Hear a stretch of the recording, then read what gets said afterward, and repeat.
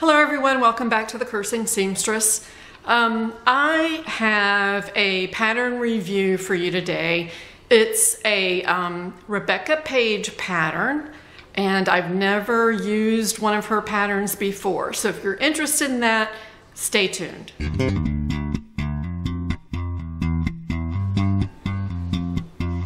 Okay, so I don't know why I decided to look at Rebecca Paige's website. It was probably a YouTuber who had something about Rebecca Paige. I don't know. But I went on the website and found several patterns that I really liked. And one in particular jumped out at me, and that is the Paige Pencil Skirt. Okay, I am on the Rebecca Paige website here, and you can see kind of what it looks like. Scroll down, they've got some interesting things. They have kids patterns also, boys, girls, men, babies, bundles, and the prices are very reasonable. I'm going to go to, well, first, let me show you the freebies they have. I was really impressed with these, and I downloaded several. Let's see, they've got an octopus pattern, they've got a wristlet pattern, then they've got tutorials, sewing weights, full bust adjustment tutorial. Freebie, Toronto Tee, I downloaded that one, I've not made it. Bicep sleeve adjustment tutorial, dinosaur dragon pillow. Let's see what else they have here. Free lab coat for a little kid, free Patsy party dress for a kid and an adult. The bundle, which is free, vintage apron, a circle skirt, which is free, a nursing pillow, or sometimes that's called a travel pillow. I've made some of those before.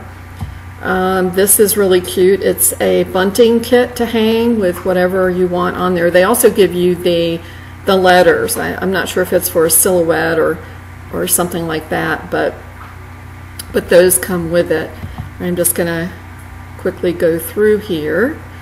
There's a doll's party dress, little kids Portia party dress, ladies party dress, scarf, and more skirts and dresses free.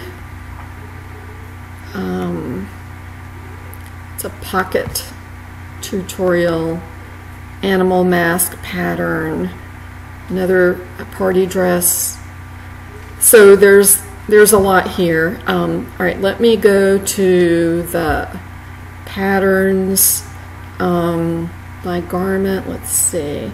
So what I got was the skirt, and I'll just show you the picture. Here's a bunch of skirts here. The one I made was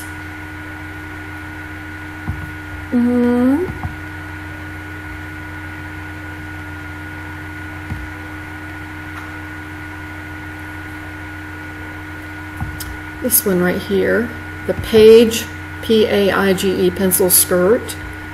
It's $14, and they've got some deal if you sign up that you earn credits, or I'm not sure how that works. I didn't look at it that much, but so this is the skirt that I made, and that's a really cute fabric that they have there.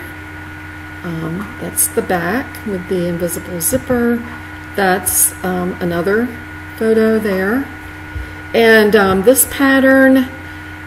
It's a simple, sophisticated pencil skirt suitable only for wovens, high-waisted to accentuate curves, slim side lines, back walking vent, front and back darts, fully lined, impeccable tailoring. That's the part I could not do. Invisible zip, tapers in at the knees.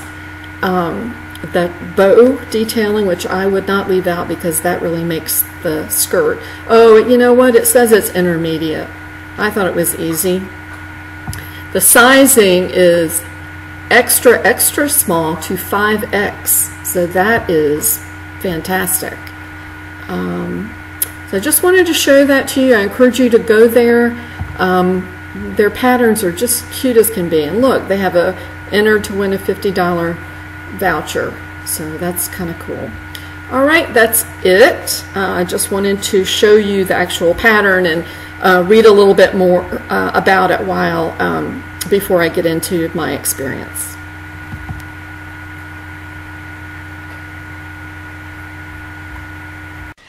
It is meant for woven fabrics.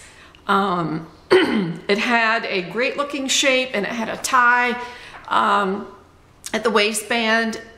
It just was really, really cute. So I bought it, downloaded it, stuck it together, and when I saw the front piece of the skirt, I just thought it was beautiful, and I'll show you what made me think that.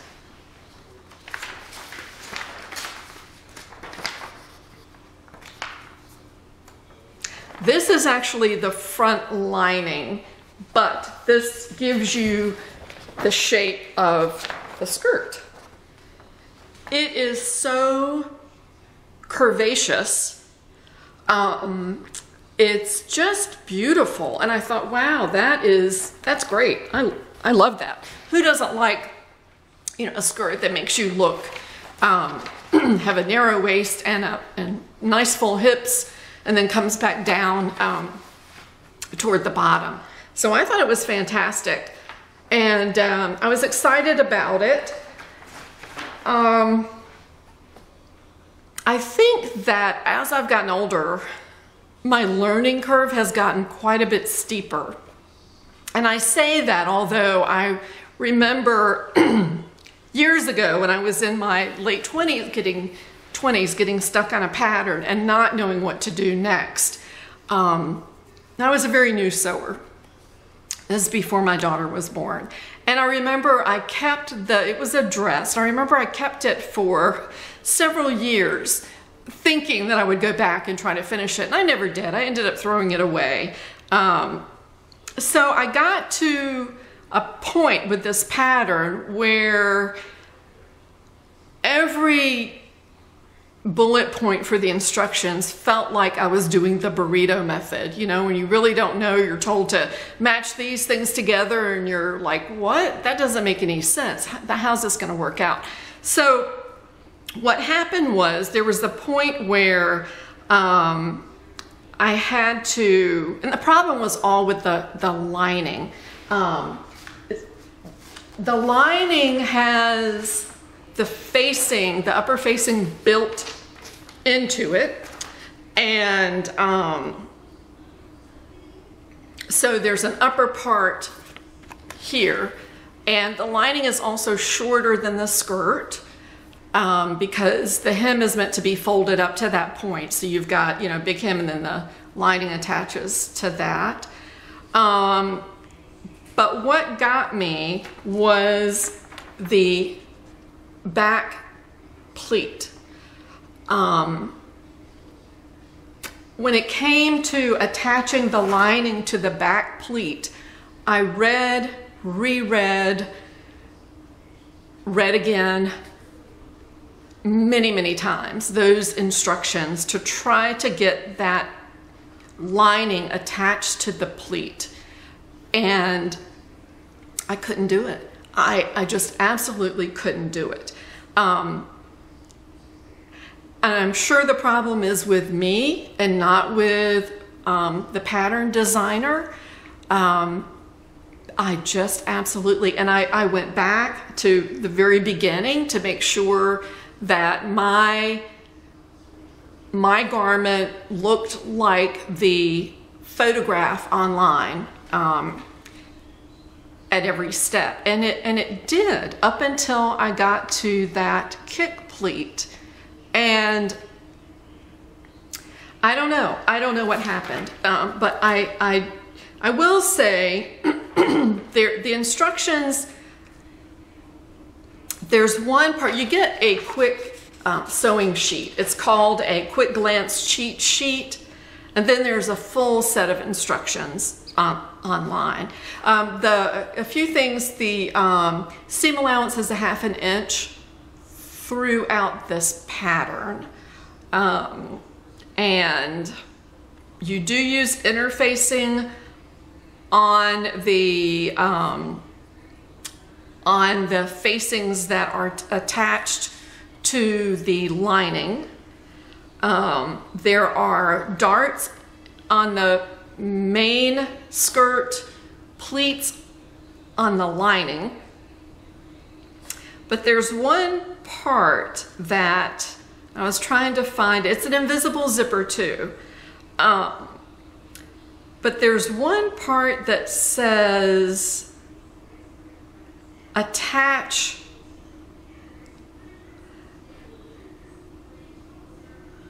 There's one part that says attach, and I don't remember what pieces it is, attach whatever to whatever, and it says correct sides together. Well, that doesn't mean anything to me. Correct sides, it's either right sides together, wrong sides together, or the right this and the left this. Correct sides has no meaning to me. So I thought that was interesting, and I thought it was on the quick instructions here, and I don't see it. I'll go back and try to find that. You do have tailor's tacks, and they actually tell you to tack or to mark those tailor tacks with thread. I didn't do that. I just used, you know, a chalk mark or whatever. I used black fabric, so I used chalk mostly. And so I will put in a picture of what the skirt looks like. I have Georgia down here, if you hear a noise. So anyway, so for 2 days, I looked at those instructions and tried to figure out what they were trying to tell me. I absolutely could not get it. So, by the way, this was the first invisible zip that I've ever done. And I followed their instructions and actually went and watched a couple of YouTube videos about it. I do not have an invisible zipper foot. I didn't need one. There are some people who say you really need one, and then others who say, no, you don't need one. You can use, you know, something else. And what I did use was my zipper foot. And my zipper foot, it's for a FAF machine, and my zipper foot is the kind that has 2 prongs on it. And so I just put the tines of the zipper in between the 2 tines, and then as I sewed, I put the needle over just a little bit, as far as I could, and then stitched, and just made sure I kind of rolled out the zipper tines as I stitched out. So the zipper came out fantastic. I was very happy about that. I am not a fan still of invisible zips. I would much rather use a regular zipper, including in this skirt. The reason I did use an invisible zipper is because in the instructions it tells you that this is meant to be a very form-fitting skirt, and it is woven, so there's not going to be a lot of play. So you really need to make sure you get your measurements spot on. So I was afraid to, if I used a regular zip, I would have had to have had a greater seam allowance. And so I didn't want to do that. So I stuck with everything as the instructions said, and was happy with the zipper. So it's an adorable pattern. Whatever went wrong with the lining was my fault, I'm quite sure. So what I did after 2 days of staring at it and going through it and trying to figure out what in the world they were asking me to do, I just took the lining out. And I hated to do that, but I thought that, you know, I don't have to have a lining. I'm using an opaque fabric. I know linings are wonderful if you're wearing tights so that the skirt doesn't stick to the tights.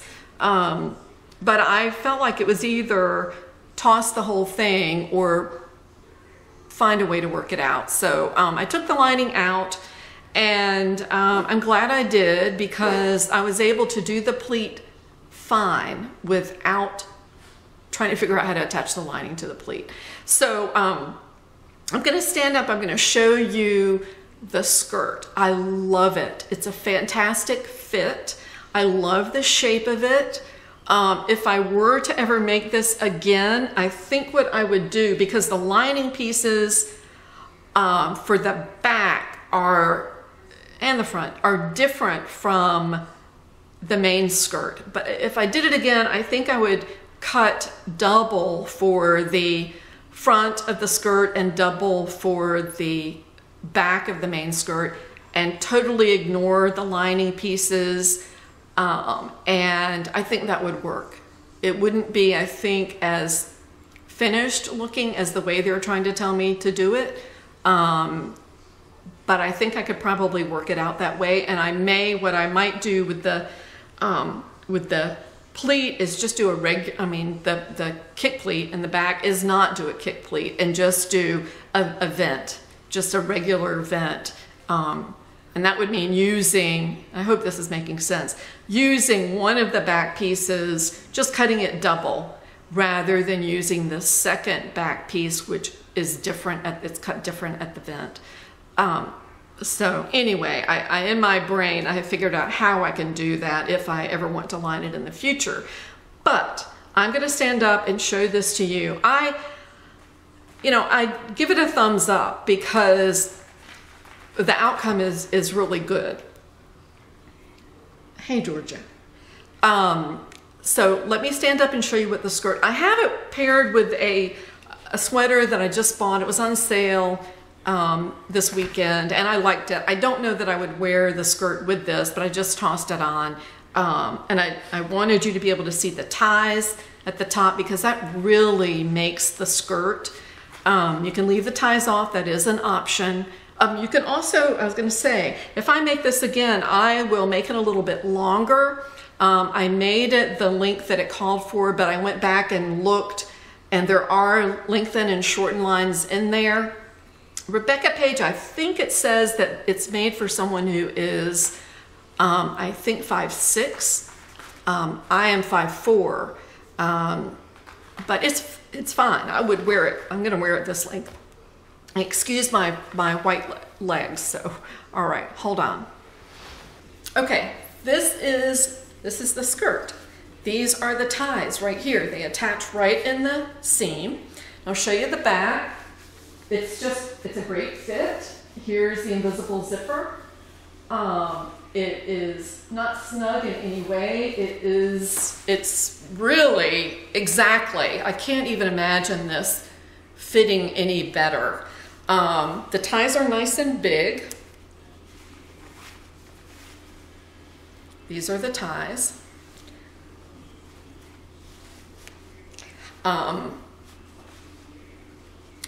So I think if I make this pattern again, I would probably lengthen it by maybe a couple of inches. This is the pleat. Now I had no trouble doing this without the lining. It's not a problem at all. So it's really a cute pattern.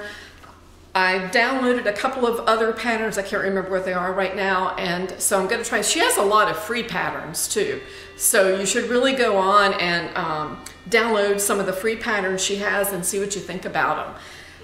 And they're not expensive either. I forgot what I paid for this, but it was not that much. So there's plenty of room with the vent in the back. There's plenty of room for leg movement, so that's not an issue. There's no pulling at the side at all. It fits exactly how it's supposed to fit. So I encourage you to try this pattern. If you are a more experienced seamstress than I am, you will probably have no trouble with attaching the lining to that vent and making that work out. It totally befuddled me. That's it. And tomorrow's Thanksgiving, and I'm looking forward to that. I've got some cooking to do in the morning. I'm making tea now. So You guys have a wonderful Thanksgiving, those of you who celebrate it, and I will talk to you later. Bye-bye.